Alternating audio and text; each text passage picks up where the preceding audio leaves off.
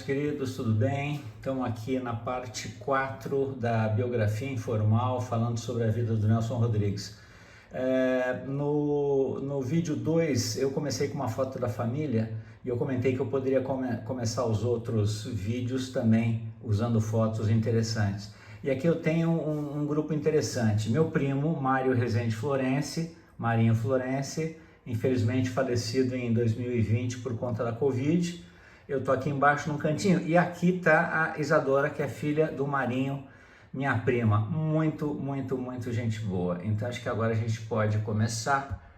Estamos aqui postados para o nosso videozinho semanal, que é para você, para você, para você e para você também. Não tenha dúvida nenhuma. Nelson Rodrigues é o nosso foco. E eu terminei a última sessão, nosso último vídeo, falando a respeito da penúria em que estava a família Rodrigues, por conta da crise, por conta da Revolução de 30, isso foi juntado a isso foi a morte do Roberto Rodrigues. 70 dias depois o pai, o Mário Rodrigues, também faleceu porque não aceitou a morte do filho e ficava se condenando e teve um puta de um AVC e morreu.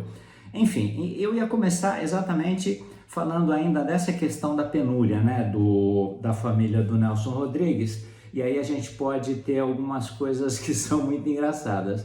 Então, por exemplo, por conta da falta de grana, os Rodrigues tiveram que abandonar aquela casa grandona que eles tinham ali em Copacabana e começaram a mudar para casas menores e mais baratas, O detalhe é que eles não tinham uma cabeça muito boa para administração. Ao invés de repente mudar de região, em vez de sair da Zona Sul e ir para a Zona Norte, e na Zona Norte pagar muito menos aluguel, eles simplesmente iam ficando por ali, onde eles estavam, já estavam acostumados e tal.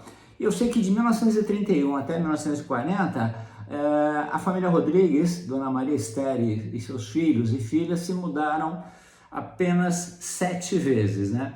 E aí tem um detalhezinho interessante.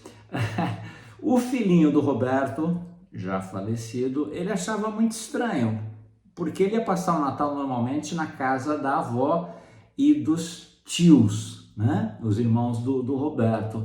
E ele achava engraçado porque cada ano que ele ia, a casa era diferente e a casa era cada vez mais simples, menorzinha, feia.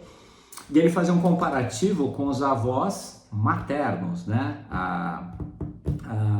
Os pais da mãe dele, que moravam muito bem e sempre na mesma casa. Mas tudo isso tem a ver exatamente com essa questão da penúria, né? De qualquer forma, a gente pode voltar para 1931, esse período de 31 a 40 realmente foi uma miséria terrível, eles passaram muito mal, se vestiam mal, isso acabou também fazendo com que, principalmente o Nelson, tivesse a saúde abalada, o que resultou em não só uma tuberculose, mas 2 e 3 crises que ele acabou sobrevivendo, né? Que é uma coisa impressionante, porque efetivamente a tuberculose ela matava com muita facilidade. O próprio irmão do Nelson, o Jofrey Rodrigues, morreu de tuberculose em 1934, se não me engano. Isso depois a gente vai passar por essa história. Bom, aí o que aconteceu? No meio dessa crise, na crise jornalística, ninguém queria empregar nenhum dos filhos do Mário Rodrigues, porque o Mário Rodrigues era da oposição e o governo Vargas já estava botando para quebrar, tal. Então eles ficaram meio que encostados ali sem conseguir um lugar para trabalhar e não me pergunte por que eles não iam procurar outro tipo de emprego, eles queriam ser jornalistas. Até que o Mário Filho, né, Mário Rodrigues Filho, conhecido como Mário Filho, conseguiu uma vaga no até então recém-montado jornal O Globo. Adivinha com quem? Com Roberto Marinho, esse mesmo que você conhece da Rede Globo, que morreu com 99, 100, 101 anos. Eu sei que ele morreu bem velhinho. Diziam que as pessoas, quando conversavam com ele, já com alguma idade, vinha esse papo de morte, tá? Ele falava assim, então, se eu morrer, tal coisa poderá acontecer. Ele não costumava dizer, não, quando eu morrer, tá. Não, era, se eu morrer, a gente faz alguma coisa. Mas enfim, O Mário Filho foi trabalhar no jornal O Globo, tá? Já foi direto na coluna esportiva e depois vocês vão verificar que o Mário Filho ele teve uma atuação muito importante, não só nessa questão de esportes, mas em coisas que acabaram abarcando esse mundo esportivo. Ele aproveitou o futebol, que já tinha lá o seu conceito, já tinha lá o seu gosto, as pessoas curtiam, e ele foi dando ideias para que se enriquecesse o campeonato carioca e se criassem outras competições, aquela coisa de você ficar alguns meses com o campeonato estadual e depois o resto do ano parado, ele tentou minimizar, criando torneios mais espaçados, de sorte que em determinados anos você tinha um Fla-Flu 8 vezes, 11 vezes, um ano você tinha 11 vezes o Fla-Flu. E não ficava aquela coisa cansativa, porque efetivamente o Mário Filho, ele jogava uma flor, ele fazia um confete, ele deixava com que esses campeonatos tivessem relevância. Depois ele criou campeonatos com as torcidas. Depois ele também foi praticamente o pai dos concursos de escola de samba. Foi a época em que o morro desceu. Os negros vieram para a avenida, vieram para a cidade, né, para a cidade chique, e trouxeram com eles aquele gingado, aquela música, aquela benevolência toda, que fez com que até hoje o Festival de Escolas de Samba, as escolas de samba sejam hoje um espetáculo, das 7 maravilhas do mundo, né? Uma coisa impressionante. Agora é que São Paulo está pegando mais ou menos o ritmo da coisa e logo não vai ter mais aquela coisa de que o São Paulo é o cemitério do samba, conforme dizia Vinícius de Moraes, né? Vinícius de Moraes também tem umas frases interessantes. De repente a gente pode até procurar e fazer uma biografia do nosso querido Vinícius de Moraes. Por falar em Vinícius de Moraes, eu falei em fazer biografia, eu vou pedir para vocês prestarem e fazerem os seus comentários. Eu vou gostar muito. E agora eu posso dizer o seguinte: podem tocar o sininho aí, podem fazer a distribuição, podem compartilhar, que eu vou ficar muito feliz. Enfim, estamos aqui por enquanto entre amigos, numa informalidade total. Bom, vamos lá. A gente falou do Mário Filho trabalhando no Globo. Ele ganhava naquela época 500 mil réis, era pouco, né, para um jornalista, mas ele foi se destacando no jornal e não demorou muito tempo para que ele tivesse ganhando 1 conto e 500 mil réis, moeda da época, obviamente. E um pouco depois, o próprio Mário, forçando a barra com o Roberto Marinho, conseguiu que ele contratasse o Nelson e mais o Joffre para trabalhar no jornal. E beleza, o Nelson então conseguiu lá o seu cantinho, começou o seu trabalho um pouco mais maduro, né? Porque ele já estava com 19 para 20 anos, não era aquela coisa da redaçãozinha que ele fazia sobre o marido traído que matou a esposa e ficou pedindo perdão ajoelhado na cama, né? Ele já estava com uma literatura mais complexa, mais madura. Dizem as más línguas que naquela época da penúria e na época em que eles não trabalharam, os Rodrigues ficaram sem emprego, ficaram queimados no mercado de trabalho jornalístico, o Nelson vivia os seus dias para enganar a fome, e eles passaram fome.